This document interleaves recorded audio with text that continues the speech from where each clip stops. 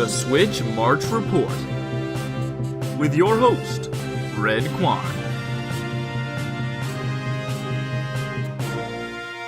Well, I guess it's already the end of the month, the end of March, and every time a month ends, I put out a report video for how the Nintendo Switch did and the games it got in the past month, and what to expect from the system in the month ahead. Hello all 173 of you, I'm Redkwan, and this is the Switch March 2018 report. So the biggest thing to happen to the Switch this month was the Nintendo Direct, where we got a ton of announcements.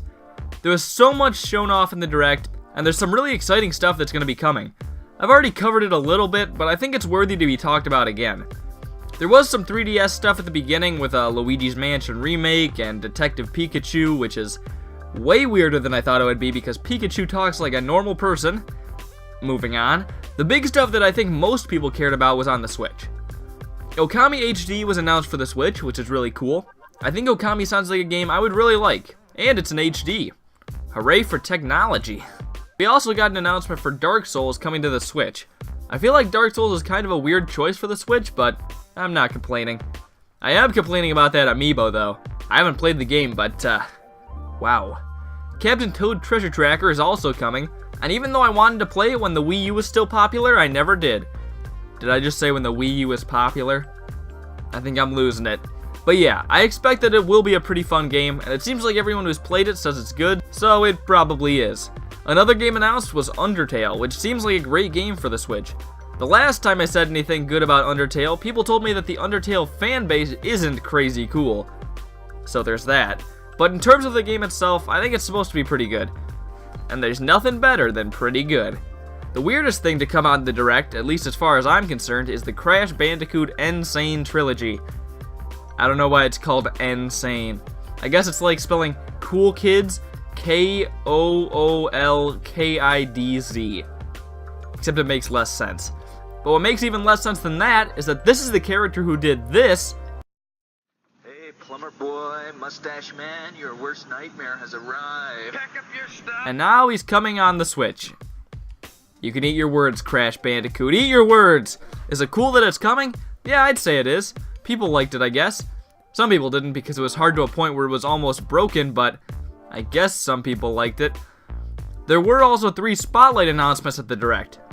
I know what you're gonna say to yourself, and no, I'm not filling this video with the announcements section because there isn't anything else to say. I wouldn't do that. Never ever. But those 3 Spotlights were the gameplay showcase of Mario Tennis Aces, Splatoon 2, and the Octo DLC, and Super Smash Bros. Switch. I don't know much about Mario Tennis because I've only played like 1 hour of the series ever, and it was Ultra Smash, so everything they were talking about went over my head. Or you might say, overhead. Any people who know tennis watching? It was a joke. But the single player mode looks pretty interesting actually, with all the bosses and all that stuff. The DLC in Splatoon 2 is also pretty interesting looking. I don't know if I'll end up getting it because as for the actual contents, we still don't know a whole lot. I'm guessing it's similar to the single player in the game, but I guess we'll have to see. And then there's Super Smash Bros. On the Switch, which we probably don't need anything more said about it on YouTube, and we really don't know anything about it, so I don't really know what to say. I think it'll probably be in HD. We can check back on that one and see if I'm right later. And now on to the other shorter parts of my video. There's not exactly a whole lot to cover. So there were a few games that came out this month. The biggest one was Kirby, and it was the first Nintendo game to come out on the Switch in a really long time. I didn't play it. I tell you though, one of these days I'm going to play a game. One of these days. But from what I've heard, it's pretty good. But not anything mind-blowing. Pretty much exactly what I thought last month. I hope you enjoy it though, because it looks pretty good. Another game I talked about was Scribblenauts. I also didn't play Scribblenauts. Apparently it's basically like the other Scribblenauts. I don't have much to say about it. And then there's North. I'm still probably going to play North at some point because it's $2.99, and I still think it sounds pretty good. Although it doesn't have enough reviews to get a Metacritic score, so I don't really have any reasoning behind it. As for the stuff coming in April, there honestly isn't too much big stuff in the games department either. The 3 confirmed physical releases are South Park: The Fractured But Whole, which I know nothing about, Gun * Girl 2, which I know nothing about, and Penny Punching Princess, which I know nothing about. I don't even know if it's someone named Penny who is punching the princess, or a princess who punches pennies? It's all very confusing. Who put me in charge of doing this anyway? I clearly don't know what I'm talking about. The biggest thing for April though is the Nintendo Labo, which I think looks pretty nifty. It's a video game cardboard building peripheral thing, and as far as technology goes, I think it's really cool. I doubt I'll get it though because I never seem to get anything, but I guess we'll see. Now on to sales. I think Switch systems probably did pretty well this month considering we're pretty solidly out of the Christmas season and we got some big announcements.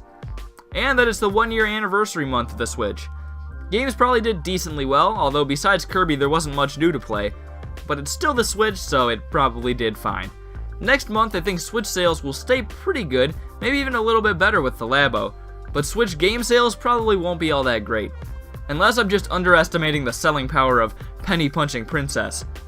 This has concluded your Switch March 2018 report. Well, what do you think about how March went for the Switch? How do you think April will go? Well, anyways, I'm Redkwan. Thank you all for watching, and I'll hopefully see you all later. Goodbye.